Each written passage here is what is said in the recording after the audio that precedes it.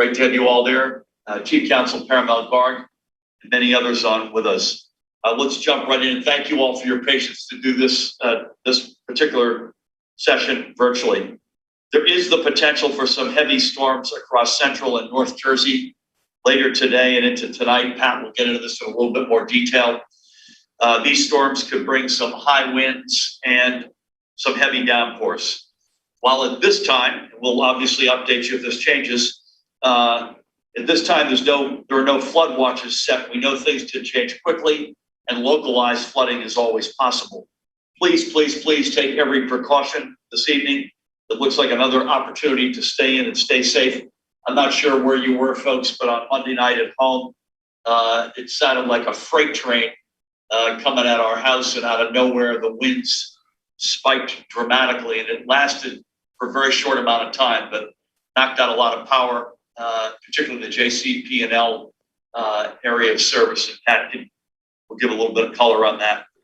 Moving on, I will start by saying that we do not have any updates for you on booster shots, as the federal government has yet to give us any clear guidance. I would just reiterate, however, that between Judy's team at the Department of Health and Pat's team at the Office of Emergency Management, we continue to pound away at planning for whatever the FDA and the Advisory Committee on Immunization Practices sends our way. When we do have final guidance, we will get that to you with all the vital information that you need. At this time, though, we are awaiting word, just as many of you are. I was on the White House yesterday, and they are still in the process of making that determination. Now, regardless of the time frame that the federal government puts forward for boosters, whether it be 6 months after receiving a second dose or 8 months or some other parameter, if you have yet to receive your first dose, now is the time to do it. Once the booster plan is released by the federal government, we do anticipate demand for shots to increase greatly. And I would expect, particularly if they go for the more aggressive 6 months after your last vaccination plan, we will have a supply-demand challenge, at least for some number of weeks. So folks, if you've not gotten your first one, do not put off getting that first shot if you've been waiting to get it. Speaking of which, as of this morning, this is the total number of folks who live, work, or study in New Jersey who have now completed their vaccination courses. There are another, by the way, 758,000 individuals who have received a first dose and are on schedule for their second. As of today, roughly 82% of all eligible New Jerseyans ages 12 years and older have received at least their first dose. This is among the highest rates in the nation. And among that top tier, we are the largest state. We should all take great pride in being a leader and model state across the entire country. Certainly, the number of those who haven't yet gotten a first dose continues to decrease, but we don't want anyone to be lost once that window for boosters is open. So again, if you've not yet gotten your first dose, go do it today so you can be in the queue for the second dose before what we will expect to be, as I mentioned, a significant increase in demand. Now let's move on to the rest of the day's numbers. Here are today's new case numbers. Now, even though the rate of transmission has lowered and is now hovering just around 1, meaning, by the way, let's review that each new case is leading to about one other new case. Look at the overall number of positive new cases today. Even at an RT of just a hair above 1, that means 2,000 plus new cases a day. We have to keep working to push this down. Vaccination, masking, distancing, all of those remain incredibly crucial. Here are yesterday's hospital numbers. And again, we have begun to see some plateauing of these numbers after a swift run up, but still more than 1,100. As you can see, 1,155 New Jerseyans are in the hospital. Another reason to keep hammering away at this virus. And here are the newly confirmed deaths being reported today. Bless each and every one of them. Now I'd ask you to bear with us as we take a few moments to memorialize several more of those who we have lost to the pandemic. We'll start with this guy, Manalapan's Harold Eisen. That's Harold on the right. He was 83 years old. He was a native of Newark, a graduate of Weequahic High School and Seton Hall University. Military service took him and his wife Peggy, that's Peggy on the left, to Colorado for a time. And his career provided a short detour to Syracuse, New York. But they found their way back to New Jersey in 1974, settling in Manalapan. Harold spent his entire career in sales with the Reynolds Metals Company, but he also loved community theater and acted in as many roles for which he could audition. He also had success as a commercial actor on television and doing voiceover radio work. Harold was also the man who got the dog park built in Manalapan's Thompson Grove Park, thanks to an essay contest sponsored by the Bush's Bean Company. And here's the story. In 2006, both he and Peggy escaped a house fire. Why? Because their dog, Lulu, woke them up. His retelling of the story won him and Lulu the contest, and Manalapan got a dog park. Not only are we big dog people, but one of our dogs is also named Lulu. Harold passed due to COVID on November 19th, and sadly, Peggy passed away this April from other causes. They left behind their sons, David, with whom I had the great honor of speaking on Monday, and his fiancee, Susan, their daughter, Melissa, and son-in-law, Philip, and their two grandchildren, Samantha and Alexander, and numerous nieces and nephews and dear friends. We thank Harold for his service to our nation and for always being a New Jerseyan. May God bless him and Peggy. Next, we'll stay down by the shore to remember Monica Bowright of Manchester Township. Monica was a native of Wernigerode, Germany, who came to the United States with a nursing degree, working as a nanny, a nurse's aide, an elder care specialist, and a reflexologist. Always kind, caring, and upbeat, Monica made sure she always made those in her care feel welcomed and comfortable. She was also a tremendous artist. She painted, she created stained glass pieces, rehabbed furniture, quilted, made custom greeting cards for family and friends. I think it's fair to say that Monica was a Renaissance woman. Monica was predeceased by her three husbands: Jacques, with whom she had her daughter Corinne; Christopher, to whom she was married for 48 years; and Lou, who passed away in January of 2020. We lost Monica, by the way, just 1 month prior to her 80th birthday. She left behind Corinne, and I had the great honor of speaking with Corinne on Monday, lives in San Diego. And she left behind her grandson, Matthias, and her stepdaughter, Lisa, and step-grandchildren, Evan and Ellie. We are honored that Monica chose to make New Jersey her home. We are proud to have called her one of our own. May God bless her memory. Auf Wiedersehen. And finally for today, let's honor the life of Toms River, Stu Christie, this guy. He passed away on February 9th at the age of 67 years. Stu was a land surveyor and planner, a longtime member of the New Jersey Society of Land Surveyors and Planners, who had a notable career with several of the leading land use firms in our state. He even had his own practice for a time. A member of the first graduating class of Toms River North High School in 1971, he and his high school sweetheart, Kit, eventually married, tallying a half-century together. He left Kit behind, and I had the great honor of speaking with her on Monday as well, alongside their two sons, Ryan and Sean, and their families, daughter-in-law Megan and Amanda, or daughters-in-law, I should say, respectively, and his beloved grandsons, Parker and Logan, and his newly born granddaughter, Sophia Grace, who was born just last week on September 7th. God bless her. He's further survived by his sisters, Peggy, Barbara, and Kathy, and brothers Mike, John, Jim, and Bob, among numerous nieces and nephews, cousins, and of course, dear friends. May God bless Stu and his family. May he be remembered fondly for his quiet, contemplative nature and his professional integrity. Kit asked me a favor, and I will take her up on that. Stu died waiting for his vaccine appointment. He stood in line and made his appointment, just as we asked millions of folks to do. And he passed while waiting for that. And Kit wanted me to say as emphatically as I could, there's no excuse Stu died when, by the way, we had a huge supply-demand imbalance and you had to wait. Today, you can walk into almost 1,500 locations anywhere in our state and get vaccinated. So Kit, who has suffered this awful loss, and her family, asked me to say emphatically, if you're not yet vaccinated, do it as an honor to a guy like Stu, who died waiting for his appointment. Go out there and get vaccinated right now. I might add that Kit works side by side with a good friend, the mayor of Toms River, and a terrific leader, Mo Hill. So God bless them all, and please get vaccinated.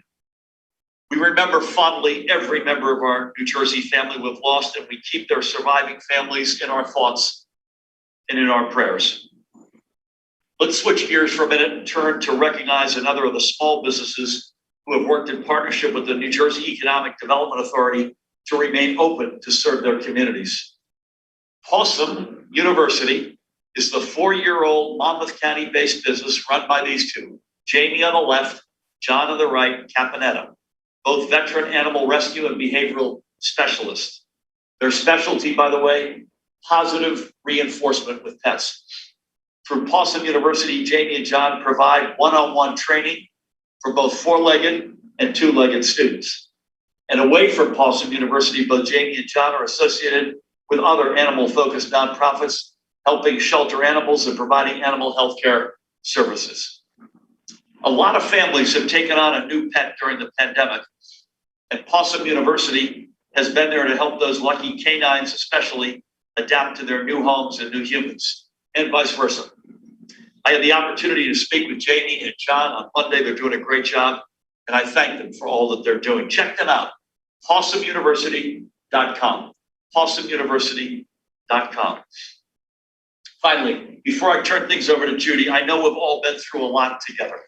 Whether it is the challenges that the pandemic has thrown our way over the past 18 or 19 months, the challenges that storms like Henri and Ida have thrown our way in the past month, or any other numerous challenges or issues in our lives, we've all been asked to deal with a lot. And at times we have all felt overwhelmed. So there are two things I think we believe you should know. First, importantly, it's okay to not be okay. And second, help is available to anyone who wants it. Whatever you're going through, feeling, or thinking, we have trained confidential counselors available to listen and to support you. Any New Jersey resident can call that number right there, 866-202-HELP or 866-202-4357, or text NJ HOPE to 51684 for free confidential support from NJ Mental Health Cares, a partnership between the Department of Human Services and the Mental Health Association in New Jersey. This toll-free number is open from 8 to 8 every single day. It is staffed by live trained specialists. Again, the number is 866-202-HELP or 4357, or text NJ HOPE to 51684. And for the deaf and hard of hearing, mental health assistance in American Sign Language is also available through a partnership with Access at St. Joseph's Health in Patterson. You can reach them via video phone. That number is at the bottom of the screen, 973-870-0677. Again, 973-870-0677. And that, as you can see, is from Monday through Friday, 9 a.m. to 5 p.m. And again, support is free, it's confidential, and it's provided by live trained specialists. Additionally, September is Suicide Prevention Awareness Month, and our suicide prevention helpline, NJ Hope Line, can be reached 24/7 at 1-855-654-6735. Again, that's 1-855-654-6735. The Hope Line can connect you to anonymous, confidential support if you or someone you care about has said or done something that suggests that they're contemplating suicide. These resources are available to you, so please reach out to the hotline. We've gotten through so much by leaning on each other. We've got a little ways yet to go, but we will get there, and we'll get there as one New Jersey family. And to everyone in our extraordinary Jewish community preparing for Yom Kippur, I wish you an easy and meaningful fast. Gama Chatima Tova. Kama Hatima Tova. That said, please help me welcome the woman who needs no introduction, the Commissioner of the Department of Health, Judy Persichilli. Thank you, Governor, and good afternoon. As COVID-19 continues to circulate in our state, individuals are unfortunately getting ill enough to seek hospital care. If you have symptoms of COVID-19, please get tested as soon as possible. If you test positive, talk to your healthcare provider or your local hospital about whether you are a candidate for monoclonal antibodies. Antibodies are proteins that individuals' bodies make to fight viruses, such as the virus that causes COVID-19. Antibodies made in a laboratory act a lot like natural antibodies to limit the amount of virus in your body. They are called monoclonal antibodies. The goal of this therapy is to help prevent hospitalizations, reduce viral loads, and lessen symptom severity. Antibody treatment can be used by people with mild to moderate COVID-19 who test positive for SARS-CoV-2, are within 10 days of the start of their symptoms, are age 12 or older and weigh at least 88 pounds, and are at high risk of getting very sick from COVID-19 or of needing to be admitted to a hospital because of COVID-19. COVID-19 is a serious illness. It is vital that residents who have symptoms get tested and talk to your healthcare provider about whether antibody therapy is right for them. This is especially important if you have not been vaccinated, because we know severe disease and hospitalization is much greater in the unvaccinated.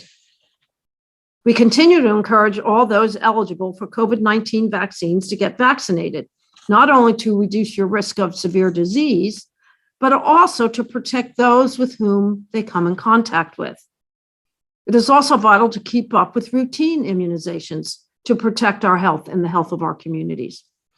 As we enter the fall season, now is the time to get your annual flu shot. Annual flu vaccination is recommended for everyone 6 months and older. Influenza viruses and coronaviruses are different. Getting a flu vaccine will not protect you against COVID-19.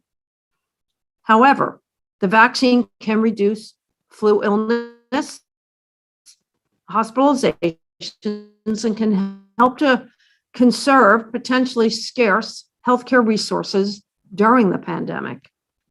It's likely that flu viruses and the virus that causes COVID-19 will both be spreading this fall and winter, making it more important than ever to get the flu vaccine as well.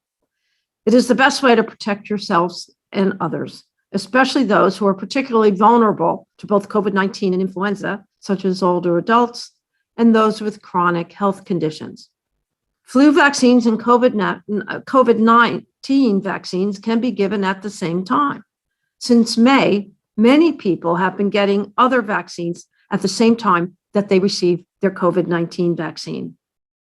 September and October are good times to be vaccinated against flu. Flu vaccines are safe and effective and are offered in many locations, including doctors' offices, clinics, health departments, urgent care centers, and your local pharmacy. Low or no cost flu vaccines will be available through your local health department, the federally qualified health centers, and some nonprofit organizations. So moving on to my daily report, as the governor shared, our hospitals reported 1,155 hospitalizations of COVID-19 positive patients and persons under investigation. Fortunately, there are no new reports of multi-system inflammatory syndrome in children. We currently have 133 cumulative cases in our state. None of those children are hospitalized. At the state veterans' homes, there has been no new positive cases among residents, and at the state psychiatric hospitals, there's one new case among a patient at Ancora. The percent positivity as of September 11th for New Jersey is 7.45%, the northern part of the state 6.42%, the central part of the state 8.11%, and the southern part of the state 9.31%. So that concludes my daily report. Please continue to stay safe and get vaccinated to protect ourselves, our family, our friends, most importantly, our children. Thank you. Judy, well said, as always, and thanks for the reminder and the update on monoclonal antibodies, something we were talking about almost at every press conference a year ago. It's a good reminder what they do when you are prone or when you should pursue them, et cetera. So thank you for all of that. Pat, we had, as I say, we had some sort of spiked nasty weather. Monday night I was on with JCP&L back and forth, getting a sense of the magnitude of the outages. There were many thousands, as you know. And I mentioned earlier in my remarks, we've got some potentially bad thunderstorms later today, and would love to get an update on where things are with FEMA and any other matters. Welcome. Thank you, Governor. Good afternoon. With regards to Monday night storms, we did see upwards of 60,000 outages from those. They came through fast, but they were powerful. JCP&L did, I think, a great job. I think as of this morning, we were under 1,000 outages, and I've been in touch with President Fiordaliso as well, and keeping an eye on tonight. I think we are expecting severe thunderstorms this afternoon, probably between 5 till about midnight. We are looking at damaging winds, hail, and I think the greatest impacted areas are going to be north of Interstate 78, including Sussex, Warren, Morris, and Western Passaic counties. And we do think that rain tapers off tomorrow. But again, as we've been saying, highlighted by Ida, that paying attention to TV alerts as well as phone alerts is important to keeping our citizens safe. With regards to FEMA and that process, our disaster recovery centers have seen several hundred residents come through for assistance, which is good. And as we open them up, that's going to trend in a great direction. I know they've registered over 37,000 citizens already, 27,000 homeowners, and about 10,000 renters. And as of this morning, have doled out almost $9 million in individual assistance, which is, I think, a pretty phenomenal number, with the averages being around $4,200 per household. So FEMA, again, phenomenal partner, constant communication. And we just continue to move forward in that partnership to make sure we get back on our feet as soon as possible. I would like to just make one clarification. There seemed to be some confusion when I talked about line of duty deaths from COVID on Monday. That was a national number when I said 22 of 23. There were some outlets that thought that was 22 law enforcement officers in New Jersey alone. That was not the case. That was a national statistic that I was giving out, and I just wanted to clarify that today, Governor. That's all I have. Pat, thank you. And God rest their souls. I read that as national when you said it, but it's good to clarify to make sure folks understand that that's a national reality. And I believe you said 22 of the 23 fatalities were related to COVID. That's correct. Yeah, which is heartbreaking. Pat, the website, we don't have it up on the screen unless Dan can find it from it. Is it disasterassistance.gov? Am I correct? I think that is correct, Gov. I should have that in my head, but disasterassistance.gov will get them to register on that FEMA website. You bet. And that's the place to go. And it's encouraging. We've got folks, over 27,000 homeowners and 10,000 renters have already signed up. So we encourage folks to get in there. The faster you get your claim in, the faster you'll get it addressed by FEMA. Thank you for that. Again, thanks to Judy. So Michelle, why don't we stay for a few questions, if that's okay? And Michelle can be our MC, if that's okay with you. We are good. We're going to start with Joey Fox. Okay, Joey? Can you hear me okay? Yep. Great. Okay, I got a little trio here. So first, have you ruled out calling the legislature back into session for any reason before the upcoming election, including, not limited to obviously, but including for the Reproductive Freedom Act? When you had a meal with new incoming, or now Governor Hochul of New York, did you discuss congestion pricing at all? Was that an issue that came up? And then finally, I know that Morris County was the most recent county to have a major disaster declaration issued, but Monmouth, Burlington, and Warren counties were also assessed for the potential of a disaster declaration. Does the fact that they haven't had one declared yet and it's been a few days mean that they likely won't be getting one? Thank you. Thank you. Good to hear your voice. I have not thought about the question on the legislature coming back in or not. I mean, you have to leave all options on the table. Given the world we're in right now, with a pandemic, with Mother Nature, with you name it. We discussed a number of topics at lunch, and it was a very good lunch outdoors in New York City after the 9/11 memorial in the morning. I would just leave it as a general matter. A lot of topics that came up included, other than getting to know each other, obviously, with our spouses, things that pertain to our bi-state relationship, as you can imagine, federal funding for infrastructure, gateway, Port Authority matters that generally were on the list. It's a good question on the other counties. Pat, are they still assessing, or have they concluded their assessment on those counties? They are still assessing, Governor, and that the fact that they have not been declared yet does not mean that they're not. It's just sometimes in order to do the comprehensive assessments to ensure that they hit those thresholds. So at this point, too early to tell, but those damage assessments are ongoing for those counties.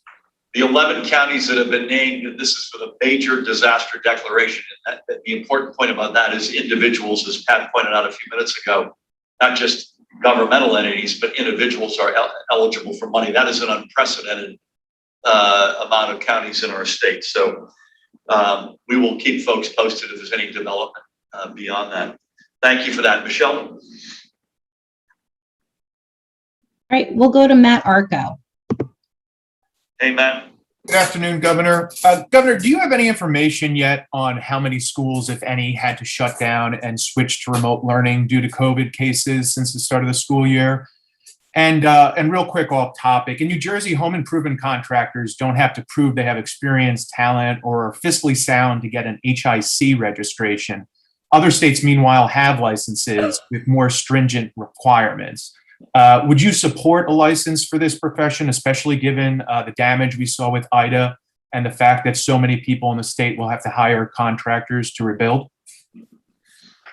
Thank you, Matt. I've never been asked that question before, so I'm going to defer. As a general matter, New Jersey has a high bar. It's rare that we've got a lower bar in terms of qualifications required to get a license in our state. We are typically either the leader of the pack or among the leaders of the pack. So if this is the case, and I assume it is based on your question, that would be an exception. So, but let us get back to you on that. And if Dan and Paramount can help me follow up with Matt. And we do have information on schools that are out. I'll turn it to Judy. And remember, schools in most cases have been in session, back in session for a limited amount of time. I think Tina would support me on this so that we don't know the full story yet of how school reopening is going. We will obviously give you that data as we get it. I think, Judy, you're going to start posting this afternoon on your website the status of any outbreaks in schools. But with that, let me turn it over to you. Thank you, Governor. We will be posting later on. We're refining the data at this point in time. It looks like we have 6 outbreaks in schools, and 1 in Atlantic, 2 in Atlantic County, 1 in Cumberland, 1 in Monmouth, 1 in Morris, and 1 in Union. It's a combination of both some staff cases and student cases, and I have to remind you that to qualify as an outbreak in a school, it is 2 cases that are epidemiologically, or 2 or 3 cases. I know Dr. Tan will correct me. 3 cases that are epidemiologically connected and are not from the same household or have otherwise another connection. So that information will be refined. I believe Dr. Tan is planning on posting that sometime later on today. I'm pretty sure that's where we are with that. But we do have 6 outbreaks. Thanks, Judy. Tina, anything you want to add to that? Other than that, we are very grateful for our local health departments in supporting school districts in terms of investigating outbreaks.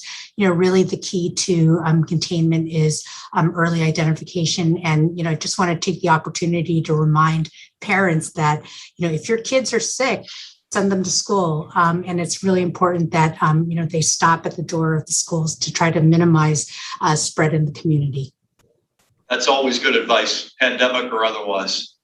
Dan Bryan confirms, Pat, that it is in fact disasterassistance.gov. That's the website folks should go to file their individual claims. Michelle, back to you. Great. Next up is David Mathau. Hello, Dave. Dave, you there? Dave, you're on mute, it looks to me. There you go. Hi, can you hear me now? Yep. Oh, great. So, Governor, just curious about why we're plugging mental health now. Obviously, it's always a good idea, especially in an ongoing stressful situation like the pandemic. But I was also wondering, how you're doing with your mental health, what you do to try to stay positive, and maybe, what you'd suggest to New Jersey residents who may feel a little funny, maybe they're a little embarrassed about asking for assistance or talking to somebody. What would you recommend that they keep in mind? And for Commissioner Persicilli, with regard to monoclonal antibody therapy, what do we know about this therapy and the Delta variant? Early on, I know that there was some question about it. Do we think that monoclonal antibody therapy is a good step for people to take, again, in the early stages of illness, even if it's with the Delta variant? And can you remind us, how early are we talking about? Thank you. Thanks, Dave. I'm holding up just fine. I mean, it's obviously for all of us, it's been a crazy 19 months. And I've said this many times, every time you think you got this thing figured out, it takes a turn.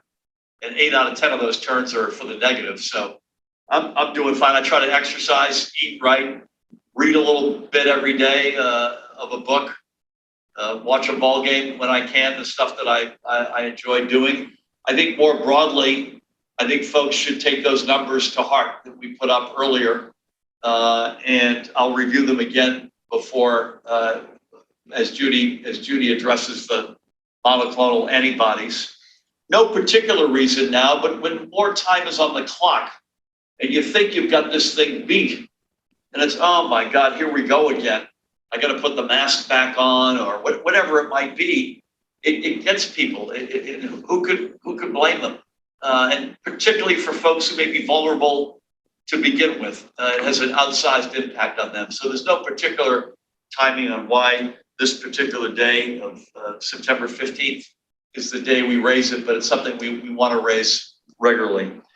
Judy, can you hit Dave's good question about monoclonal antibodies in particular on how they work up against the variant? And I think the answer is they work, but over to you. Yeah, the recent experiences in Florida have proven that they are effective against the Delta variant.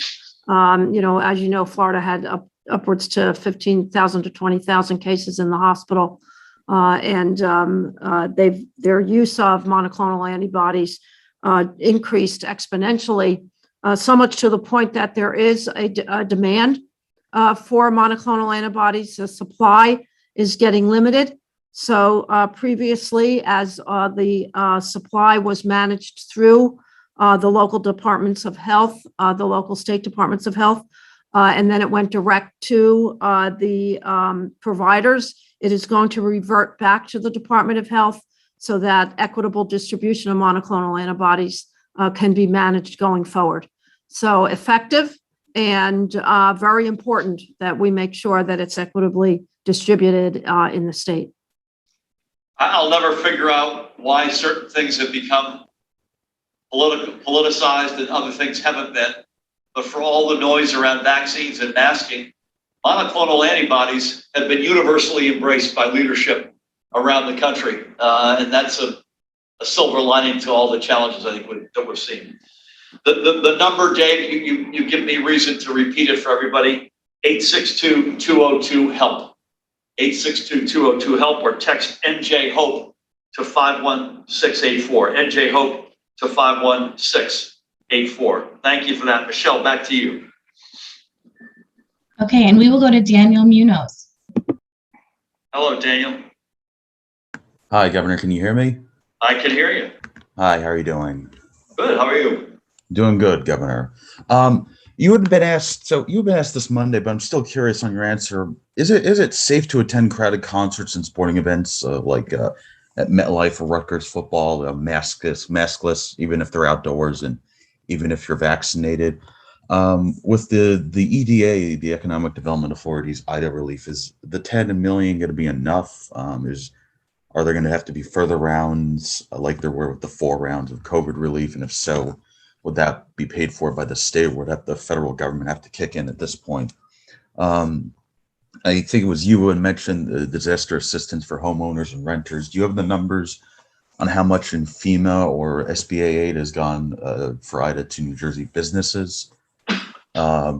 With the lapse in federal unemployment benefits, are you expecting economic activity and spending and sales tax to taper off, or do you think it's going to, quote, get people back to work?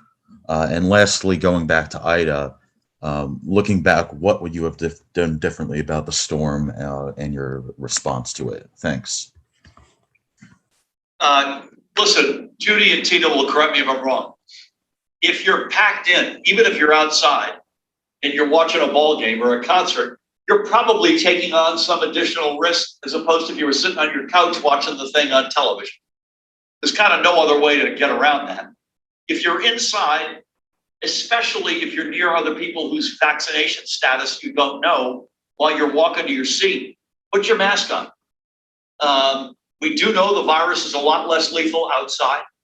We also know speaking of mental health, the joy to see a packed MetLife at the Giants game on Sunday, we have to factor that in as well. But we think what we have in place are the right protocols, and obviously these are things that we continue to look at constantly. Is it possible the EDA would pour more money on the street for small businesses that were impacted by Ida or Henri? I don't want to speak for Tim Sullivan and his team, but the answer has got to be probably yes. However, the major disaster declaration unleashes not only individual assistance, but small business administration and other buckets of money. So I would bet, and I give Tim and his team an enormous amount of credit here for sort of putting that money on the table before we knew about the major disaster declaration as a sort of bridge. And so that's an important point I want to make. I think you asked, do we know the amount of money? A similar question to individuals, 27,000 homeowners, 10,000 renters. Do we know either the amount of money or amount of businesses that are being addressed by either the EDA or the SBA? I don't have that number off the top of my head. Pat may, but if we don't, Daniel will follow up with you. Pat, do you happen to have that? I know, and that SBA process is just it's not as immediate. So we did get briefed by the lead from the SBA on the delegation call the other day. So that's an ongoing process. But as I get that, I could certainly push that through your office, Gov, to Daniel. Yeah, and on unemployment benefits, which ended the supplemental $300, which ended on September 4th. So that's 11 days ago. What do we expect to see out of that? I hope it helps address the labor market challenges that we've had. I personally think it will have perhaps a modest impact on that. I don't think it was a big driver to begin with.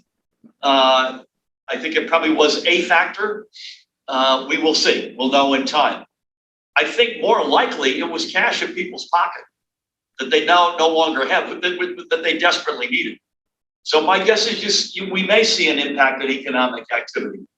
Our economy is still growing at a very high rate. The country's economy is still growing at a very high rate.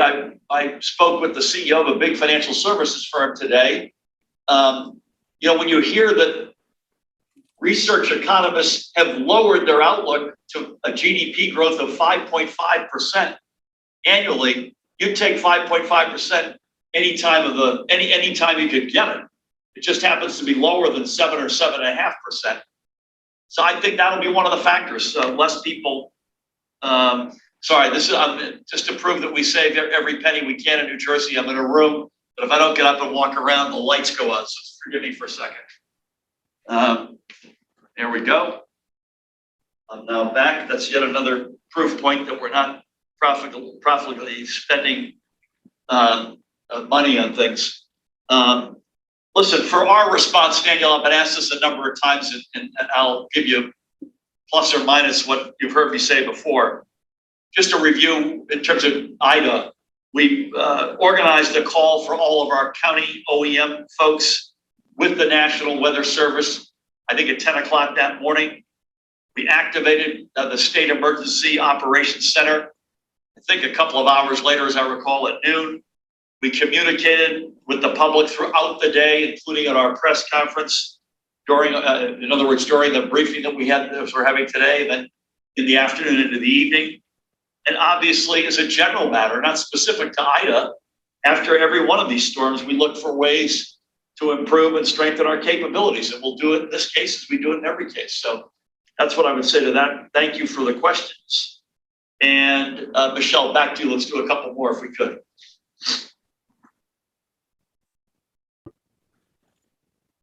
Michelle, you there?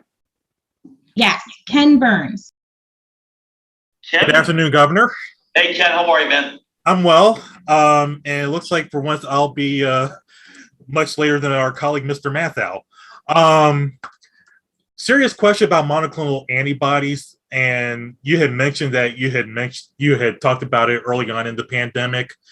I know the commissioner has mentioned Florida as where the Delta variant, the treatment was successful. But practically, what does that look like in New Jersey? Where can people get this treatment? And does the state have, I know Florida had like clinics they set up on their own to have the monoclonal antibody clinics. Is the state looking to do similar at some point? Is that it? That's it. Thanks, Ken. Judy, do you mind tackling that? And then Tina can fill in any color. Yeah, at this point, we expect that the monoclonal antibodies will be administered at our hospitals. We are not planning on putting up any clinics for monoclonal antibodies. And again, Judy, the place to go is your medical, your whoever is covering you as your medical professional or a hospital. Yeah, well, go to your healthcare provider. In most cases, your healthcare provider will connect you with the hospital for your monoclonal antibodies. Got it. Pat tells me, thank you, Pat, 161 Small Business Association and SBA applications have been received so far. No loans approved as of today. And maybe over time, not necessarily at every one of our gatherings, but maybe, Pat, we can update folks on some cadence on both individual assistance and in businesses. Thank you for that. Thank you for Ken. Let's do a couple more if we could. Back to you, Michelle. Sure. Next, we'll go to Nikita. Nikita, I miss you. How are you? I'm doing well, Governor. Yourself? I'm well. I should say I miss you until I hear what your question is, and then I'll reassess that judgment depending on what it is. Sure. So I've got 3 for you today. How does the state plan to repay the $185 million federal unemployment compensation loan it took? Where will that money come from, and what is the expected cost of the loan in the long run? Next, new vaccinations in the first 2 weeks of September are about 40 points lower than they were in the same period in August.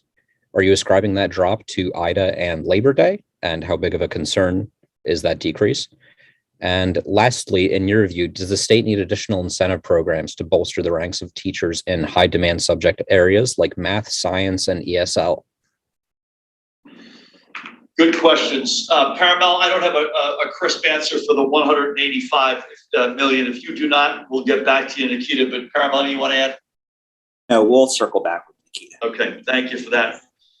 I think among other things, and Judy and Tina could correct me, we had some data issues on the vaccination numbers. I I was looking at day to day last week, even earlier to this week, 3,000 to 4,000, then all of a sudden a big jump. So I think part of this may be data, but I'll defer to Judy. I do think it's a combination of storm, back to school, holiday weekend, but we're grinding away. We're still knocking on doors, and we're still doing everything we can to get it. And I'd say, lastly, open-minded. You have to be. We are the state of innovation. That is our forte. That's not to say that we're not good. You know, when I say STEM, the humanitarian scholars out there, the artists will want me to say STEAM, and we do have an extraordinary social science, humanities, arts, and letters reputation as well. But in the cold-blooded economic development sense, it's the innovation space, science, tech, engineering, math. And if we need to be creative to funnel a stronger pipeline into those fields or other fields, color me absolutely open-minded to work on that. That would obviously be my guesses with the big teachers unions and institutions of higher education. Judy or Tina, anything you want to add on the flagging vaccination numbers that we've seen in early September? Yeah, I think that it's a combination of all of the factors that you enumerated, Governor. Some data lags, which, by the way, we catch up every day. When you think of over 1,500 outlets in New Jersey to provide vaccinations, you know, managing all of the inputs from that, sometimes there's some lag. But we had a holiday, we had bad weather. All of that affects, and vacations, all of that affects vaccination uptake. Amen. Thank you for that. Thanks, Nikita. Michelle, let's do one more, if that's all right. Yes. Last one will be Alex Zidane. Alex, good afternoon. Good afternoon, Governor. Can you hear me? Yep. I wanted to ask you first, forgive me if Daniel already asked this because I didn't hear his questions. Are you going to allow the DEP to conduct an emergency bear hunt? The reason for this apparently is because the bear population in New Jersey has doubled in the past 3 years. Doesn't that once and for all show that we do need a bear hunt in this state? For the commissioner, I just want to make sure that we're on the same page. Is it 2 or 3 students that are not from the same home with COVID that constitute an in-school outbreak? And is there currently... It's 3, Alex. 3. Yep. Is that a change from last year? I believe it was 2 last year. Correct me if I'm wrong. Is that are you changing the standards and how you're counting these?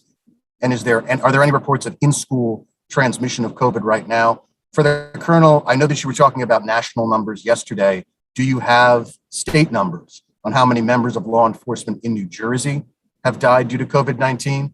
And finally, for the Governor, just in general on the campaign, how do you assess where you are 6-7 weeks out? How much time do you anticipate spending campaigning down the stretch? And do you believe the Club for Growth poll that shows you and Jack Chitterelli neck and neck, or the polls from earlier this summer that show you with a double-digit lead? Are you really going to campaign like you're 10 points behind? Because it looks like either way, you're not. Several things. There will be no bear hunt this year, period. I can say that definitively. And we will, and I know Sean LaTourette and his team are committed to this. We put money in the budget, in fact, to support this. We are committed to non-lethal, humane, but smart and safe means to control the population, the bear population. I will let Tina and Judy answer the question on the number of kids that or persons, I should say, because it's also educators and staff that constitute an outbreak this year versus last. And I think you may have missed that earlier on, Alex. There are 6 outbreaks in the state impacting 20 persons, mix of students and staff. And again, I'm in the category, I'd rather stay away from politics on this. Obviously, I'm in the middle of running for re-election. I don't spend a whole lot of time, and never have, looking at polls.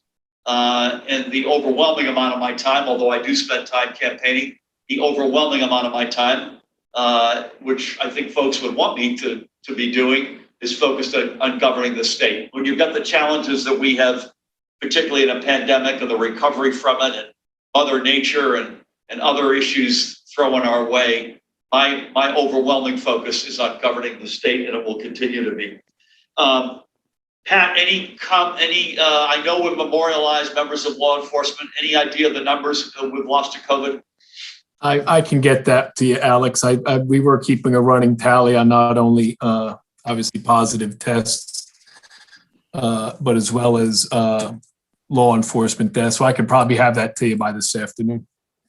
Thank you, Pat. And then Judy and Tina, any comment on the 3-person parameter for an outbreak in one of our schools?